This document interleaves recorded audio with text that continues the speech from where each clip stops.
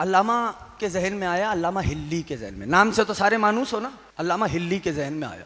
वो सवाल ये था कि एक हदीस है कि हुसैन के नाम पे, आप सबकी सुनी हुई है, नाम पे बहने वाले आंसू पे परवरदिगार जन्नत दे रहा है। रसूल का फरमान है ना, हाँ, मासूम का फरमान है। तो अब अल्लामा ने सोचा कि एक आंसू पे जन्नत कैसे, तवज्जो से सुनेंगे तो सुनाऊं, एक आंसू पे जन्नत कैसे। और इसको सोचकर अल्लामा ने अमल किया कि अपने ज़माने के साहिब की खिदमत में ये सवाल रखूं। अमल मुकम्मल हुआ, और जब अमल मुकम्मल हो गया, 40 शब जुमा मुकम्मल हो गए, चले, इमाम तशरीफ़ नहीं लाए। तवज्जो रखना, जहन में क्या सवाल था, एक आंसू पे जन्नत कैसे, हुसैन के नाम पे बह, हुसैन के नाम पे बहने वाले आंसू के सबब। हाँ, और रब ने भी कुरान में हुक्म दिया है, हंसो कम रो ज़्यादा। मैंने कह दिया आयत पढ़ी है, हदीस नहीं। रब कुरान में कह रहा है हंसो कम रो ज़्यादा। हाँ, और अब हंसी का ताल्लुक कहाँ से होता है? हंसी का ताल्लुक दिल से नहीं है। हंसी का ताल्लुक, किसी ने पूछा इमाम अलैहिस्सलाम से कि मौला जिस्म इंसानी में कहाँ से हंसी उठती है? तो मौला ने फरमाया तिल्ली से हंसी उठती है। रोने का ताल्लुक दिल से होता है। अब परवरदिगार ने फरमाया, हुक्म दिया हंसो कम रो ज़्यादा। अब परवरदिगार है मुसब्बिबुल अस्बाब, अगर वुज़ू का हुक्म दिया है तो पानी का होना ज़रूरी है कि नहीं?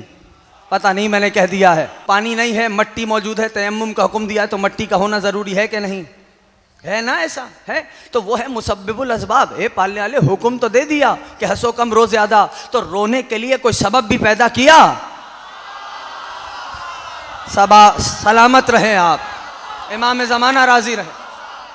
रोने के लिए कोई सबब पैदा किया। कहा गमे हुसैन से बड़ा भी कोई सबब हो सकता है, हुसैन से बड़ा भी कोई सबब हो सकता है। तो अल्लामा हिल्ली के जहन में यह हदीस थी कि एक आंसू पे जन्नत कैसे। अमल किया, चले, इमाम नहीं तशरीफ लाए। अब देखो फर्क, देखो सोच में, अल्लामा हिल्ली फर्क देखो, वो सोच ये रहे हैं कि मुझसे कहां कोताही हो गई कि मौला तशरीफ नहीं लाए। ये है फर्क सोच का। यानी कोई और अगर अमल करता तो जहन में होता मैंने तो कर दिया, लेकिन उधर सोच बरक्स है कि कहां मुझसे कमी रह गई, कहां मुझसे कोताही हो गई कि मौला तशरीफ नहीं लाए। इसी फिक्र में जा रहे थे, देखा एक सवार मुकाबिल से आ रहा है, सवार आ रहा है। जब आमना सामना हुआ तो सलाम कलाम हुआ। अल्लामा हिल्ली ने सलाम किया, सवार ने जवाब दिया। जब जवाब दिया सलाम का, तो फिर सवार ने, आने वाले ने अल्लामा हिल्ली से पूछा, ए हिल्ली, किसी फिक्र में मुब्तला हो, किसी सोच में हो? तो अल्लामा ने कहा हाँ, एक मसला है दरपेश जहन में। कहा लाओ, हमें बतलाओ, हमें बतलाओ कि शायद हम कोई हल पेश कर दें। अभी ये जहन में नहीं रहा कि ये आने वाला कौन है। कहा हमें बतलाओ, हमको ही शायद कोई हम हल पेश कर दें। तो अल्लामा हिल्ली ने खुद सोचा कि भाई अगर तो मैं बतला दूं तो क्या, और ना बतलाऊं तो क्या, जहन में उनका है। तो उन्होंने कहा भाई एक हदीस है इस तरह कि जो हुसैन पे रोए उस पे जन्नत वाजिब, ये कैसे मुमकिन है? क्या बस ये सोच रहा था अपने हल के लिए, ये सोच रहा था। तो अब वो जो सवार आए थे ना, उन्होंने कहा ए हिल्ली, मैं तुम्हें एक वाकया सुनाता हूँ। ए हिल्ली, मैं तुम्हें वाकया, सवाल जहन में रहे, मैं तुम्हें वाकया सुनाता हूँ। कहा जी। कहा ए हिल्ली, एक बादशाह था, वो अपनी फौज के साथ चला और पहुंचा जंगल में शिकार के लिए। बादशाह आगे निकल गया शिकार करते करते, तवज्जो है मेरी तरफ, बादशाह आगे निकल गया शिकार करते करते, रात छा गई। जब रात छा गई, कहा पीछे पलटने का भी इम्कान नहीं था, फौज पीछे रह गई, बादशाह तना था, भूख की शिद्दत थी, करे तो क्या करे। कहा ए हिल्ली, वो बादशाह आगे चला, कुछ देर चला तो देखा एक झोपड़ी है जिसमें चिराग रोशन है। सवाल जहन में रखना, एक झोपड़ी है जिसमें चिराग रोशन है। बादशाह गया तो देखा एक ज़ईफ़ा बरामद हुई, वो मालिकन थी उस झोपड़ी की। बादशाह ने सलाम किया, ज़ईफ़ा से कहा कि मुझे भूख लग रही है। चूँकि शिकारी लिबास में था इसलिए ज़ईफ़ा पहचान नहीं पाई। कहा मुझे भूख लग रही है, कुछ इंतज़ाम हो सकता है? तो ज़ईफ़ा ने कहा कि भाई मेरे पास ये एक ही बकरी है। हाँ, सबसे पहले इसका दूध दे के बादशाह, दूध दोया और बादशाह को दे दिया कि आप इससे सैराब हों, और मेरा शौहर गया हुआ है रिस्क की तलाश में। अब अब्दुल्ला राजी रहे, मेरा शौहर गया रिस्क की तलाश में, तो आप ही ज़हमत फरमाएं कि इस बकरी को ज़िबाह कर दें। उसने ज़िबाह कर दिया। जब ज़िबाह कर दिया तो उसने तोआम का एहतमाम किया। इससे एक बात और पता चली कि मोमिन का सुफरा, मोमिन कैसा भी हो उसका सुफरा वसी होता है, उसका दस्तरखान वसी होता है, याद रखना। अब बकरी ज़िबा हो गई, बादशाह ने खाना खा लिया।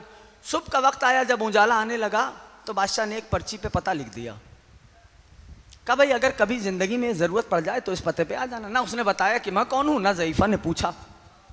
उसका शौहर आया, उसने कहा भाई वो बकरी कहाँ गई? तो उसने कहा एक मेहमान आया था, उसने खाना तलब किया, तो मैंने कहा यही बकरी है, इसको ज़िबा कर दो। उसने ज़िबा कर दिया। अब दोनों जो थे, वो ज़ईफ़ और ज़ईफ़ा जिसकी झोपड़ी थी, वो अब कसमपुरसी के आलम में आ गए।